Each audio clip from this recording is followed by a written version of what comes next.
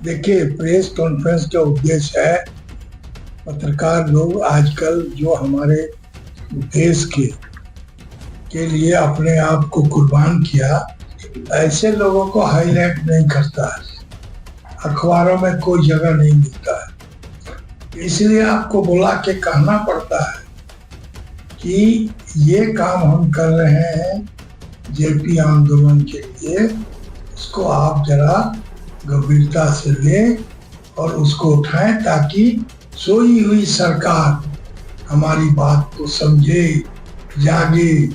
और चंद दिनों की बात नहीं है, जब देश में जो लड़े देश की आज़ादी के लिए, उसमें भी नए लोग घुस गया, इसमें भी नए लोग घुस गए। जो नहीं था उसको पहले मिल जाता है क्योंकि वो घुस दे देता है।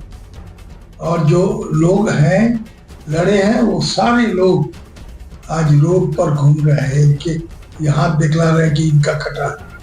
तो उसी तरह से बहुत सारे लोग हैं, किसी के पास जो पेंशन मिलता है वो तो भाड़ा दे के आ जाते हैं, और जिन लोगों को पेंशन नहीं मिल रहा है, परसों में 25 को आपको एक ऐसे आदमी का तरफ से आपको प्रयास कराएंगे जो शिबू सोरेन देश का बहुत बड़े नेता है, लेकिन उस आदमी का कुर्ता पैजामा पहन करके वो घूमता था।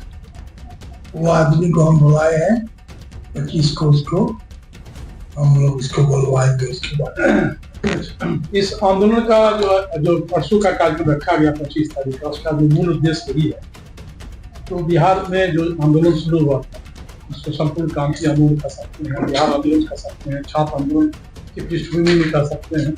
आपातकाल के 50 साल पूरे हो, आपातकाल के 50 साल पूरे होने पर देश के जेपी सेनानियों की जो स्थिति है देश में, उनकी बहुत दुर्गति है। क्योंकि किसी सरकार ने, कुछ लोगों ने सरकार ने लिया बिहार रुपी कुछ, लेकिन जो सरकार को मुख्यतः गंभीरता से लेना चाहिए, जो एक प्रकार से दूसरी सत्ता की आजादी लड़ाई लड़ी। जेपी आंदोलन जो 1974 में हुआ था, भारत के स्वतंत्रता आंदोलन के बाद एक बड़ा स्वतः स्फूर्त आंदोलन, जिसकी गुंज अनुगुंज सबको सुनाई दी, पूरे देश में विदेश में सुनाई दी। और इसका नतीजा निकला कि जो देश में आपातकाल लगने पर जो लोग गिरफ्तार किए गए उनको जेपी सेनानी या लोकतंत्र सेनानी का दर्जा दिया गया। लेकिन लोकतंत्र सेनानी को अभी तक कुछ उस हिसाब से न पेंशन है, न सुविधा है, न इलाज की सुविधा है, न उसे कोई ऐसा सुविधा है जो कहीं आ जा सके।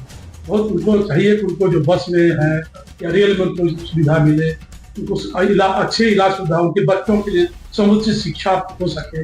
इसके लिए हम लोग प्रयास कर रहे हैं कि जेपी सेनानी को स्वतंत्रता सेनानी के समान दर्जा मिले, उनको पेंशन का अधिकार मिले और समुचित रूप से उन्हें सरकार से, केंद्र सरकार उनके प्रति गंभीर होकर, नहीं राज्य सरकार नहीं, हम लोग केंद्र से है कि एक समान सारे हिंदुस्तान पेंशन के लोगों को मिले। कहीं 20,000 मिलता, 25,000 मिलता, 10,000 एक समान पेंशन पूरे देश भर में मिले, और ऐसा प्रयास है। और दूसरी बात यह है कि 25 जून आपातकाल के माध्यम से जो काली रात थी और जिसमें सारे लोग बंदी बना लिए गए, उस आंदोलन की याद करते हुए देश के महानायक, संपूर्ण क्रांति के महानायक, प्रमुख स्वतंत्रता सेनानी जयप्रकाश नारायण के नाम से एक दिल्ली राष्ट्रीय राजधानी में एक अंतर्राष्ट्रीय शोध संस्थान और संग्रहालय की स्थापना हो, जिसका नई पीढ़ी, जो देश की जो नई पीढ़ी है, जिनको पता नहीं, जैसे यहाँ लोग आते हैं बाहर से, विदेशों में नमन करते हैं गांधी स्मृति जाकर, गांधी घाटा, इस तरह से जेपी के प्रति भी लोग आए।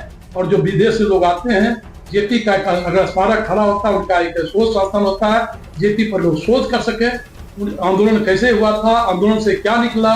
और सबसे मैं ये मानता हूँ कि पूरे देश में जो प्रक्रिया चली, सबसे बड़ा चीज हुआ कि देश का लोकतंत्र बचा, जिस कारण से हम आजादी की सांस ले रहे हैं। आज हम बैठ के बात कर रहे हैं, आप एक दूसरे से विमर्श कर रहे हैं। ये चीज नहीं होता यदि आपातकाल नहीं हटती और जयप्रकाश ने इसके नायक बनते ना उभरते। इस तरह से देश की जो परिस्थिति है, वो परिस्थिति हमें बाध्य करेगी।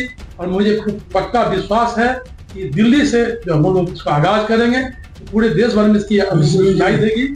और बिहार, यूपी, उत्तर प्रदेश, मध्य प्रदेश, झारखंड, राजस्थान में सब जगह एक प्रक्रिया बनेगी। उस प्रोसेस से इस आंदोलन को बल मिलेगा और जेपी आंदोलन पर एक दूसरा आंदोलन खड़ा रहेंगे, जिसमें जो मानवीय मूल्य हैं जो आज होते जा रहे हैं, आज जो देश में भ्रष्टाचार